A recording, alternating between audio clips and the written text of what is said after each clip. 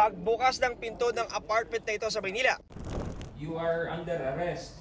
agad dinakip ng mga tauhan ng Bureau of Immigration Fugitive Search Unit ang Chinese national na wanted sa China dahil sa patong-patong na reklamo na may kinalaman sa pamboboso sa mga hotel guest sa China. Sinasabing yung grupo niya, bilang siya ay ang leader nito, ay nagsiset up ng mga hidden cameras sa mga hotels, mga comfort rooms ng mga hotel sa China. Binibenta nila at yung mga subscribers nagbabayad upang magkaroon ng access doon sa hidden cameras. Ayon sa BI, chine-check nila kung may iba pang kasama ang suspect na nagtatago rin dito sa Pilipinas. Mahalaga na mahuli ito kasi hindi natin alam, baka pati dito ay ginagawa na rin nila.